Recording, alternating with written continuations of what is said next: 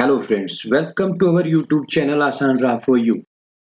ओम नमो भगवते वासुदेवाय नमः। नमस्कार दोस्तों, आज हम इस वीडियो में बात करेंगे चैत्र कृष्ण पक्ष में आ रही पापमोचनी एकादशी व्रत तिथि, व्रत कब रखना है, पूजा व पारण का समय, पूजा विधि, व्रत कथा, नियम और आज किए जाने वाले एक खास उपाय के बारे में, इसलिए वीडियो के साथ अंत तक बने रहें। फ्रेंड्स, वीडियो स्टार्ट करने से पहले आपसे एक रिक्वेस्ट है कि अगर आपने अभी तक हमारे इस YouTube चैनल को सब्सक्राइब नहीं किया है तो आज ही सब्सक्राइब करें। अगर आपको वीडियो पसंद आई हो तो वीडियो को ज्यादा से ज्यादा लाइक और शेयर करें और साथ ही बेल आइकन को भी प्रेस कर दें ताकि इसी तरीके की लेटेस्ट वीडियो की नोटिफिकेशन आप तक सबसे पहले पहुंच सके। हिंदू पंचांग के अनुसार चैत्र माह के कृष्ण पक्ष की एकादशी को पापमोचनी एकादशी कहते हैं। इस एकादशी के नाम से ही पता चलता है कि यह पापों का नाश करने वाली और सभी मनोरथ सिद्ध करने वाली एकादशी है। मान्यता है कि जो भी मनुष्य सच्ची श्रद्धा, लगन और नियम के साथ पापमोचनी एकादशी का व्रत करता है तो इस व्रत के प्रभाव से उसके सभी पाप नष्ट हो जाते हैं। तो आइए जानते हैं साल 2022 में पापमोचनी एकादशी व्रत कब रखें, पूजा व पारण मुहूर्त, विधि, व्रत कथा और इस दिन किए जाने वाले उपायों के बारे में। सबसे पहले जान लेते हैं पापमोचनी एकादशी शुभ मुहूर्त के बारे में। पापमोचनी एकादशी व्रत तिथि होगी 28 मार्च सोमवार को।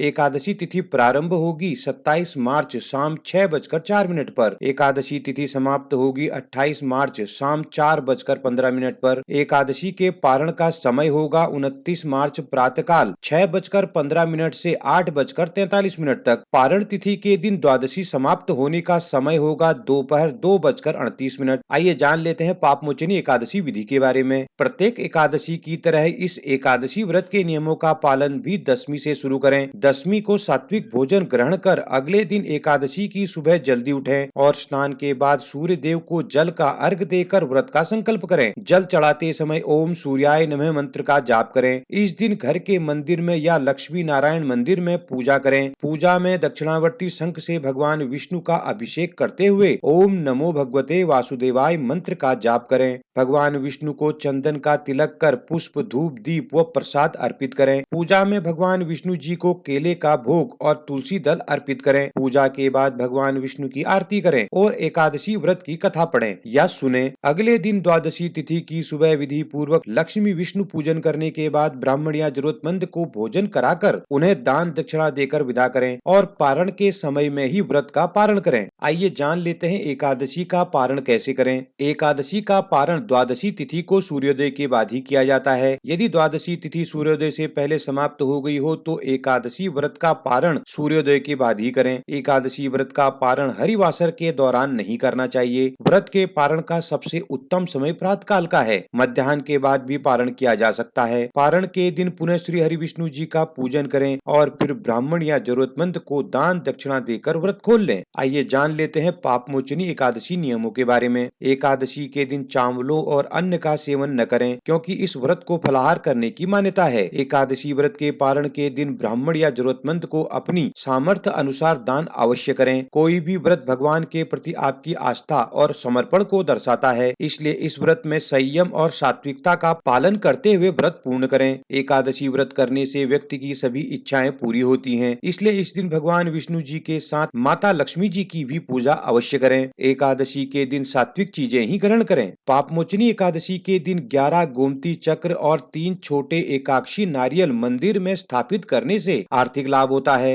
एकादशी के दिन प्रातः उठकर स्नानादि के बाद भगवान विष्णु जी का पूजन कर तुलसी की माला से ओम नमो भगवते वासुदेवाय मंत्र का कम से कम एक माला जाप करें। इससे आपके घर में सुख समृद्धि बनी रहती है। पीपल वृक्ष में भगवान विष्णु जी का वास माना गया है, इसलिए एकादशी को एक लोटा जल लेकर उसमें थोड़ी सी चीनी मिलाकर उस जल को पीपल के वृक्ष में अर्पित करें और संध्या काल में पीपल की जड़ में घी का एक दीपक जलाएं। आइए अंत में जान लेते हैं पापमोचनी एकादशी व्रत कथा के बारे में। प्राचीन काल में चैत्ररथ नामक एक सुंदर वन में च्यवन ऋषि के पुत्र मेधावी ऋषि तपस्या करते थे। इसी वन में देवराज इंद्र गंधर्व कन्याओं, अप्सराओं और देवताओं के साथ विचरण करते थे। मेधावी ऋषि शिव भक्त थे, लेकिन अप्सराएं शिवद्रोही कामदेव की अनुचरी थी। एक बार कामदेव ने मेधावी ऋषि की तपस्या भंग करने के लिए एक अप्सरा को भेजा। उसने मेधावी मुनि का ध्यान भंग कर दिया और मुनि मेधावी अप्सरा पर मोहित हो गए। कई वर्षों तक मुनि ने अप्सरा के साथ समय व्यतीत किया। कुछ समय बीत जाने के पश्चात ऋषि को अपनी भूल का आत्मज्ञान हुआ। जब ऋषि को ज्ञात हुआ कि अप्सरा ने उनकी तपस्या को भंग किया, तब क्रोधित होकर उन्होंने उसे पिशाचिनी होने का श्राप दे दिया। इसके बाद अप्सरा के बार बार विनती करने पर ऋषि ने उसे श्राप मुक्त कर उपाय बताया कि पाप मोचनी एकादशी का व्रत करने से तुम्हारे समस्त पापों का नाश हो जाएगा। अप्सरा को मुक्ति का मार्ग बताकर मेधावी ऋषि अपने पिता महर्षि च्यवन के पास पहुँचे और सारी बात जानकर च्यवन ऋषि ने उनसे कहा कि हे पुत्र, यह तुमने ऐसा कर पाप कमाया है, इसलिए तुम भी पाप मोचनी एकादशी का व्रत करो। इस प्रकार व्रत के प्रभाव से उन दोनों को सभी पापों से मुक्ति प्राप्त हुई।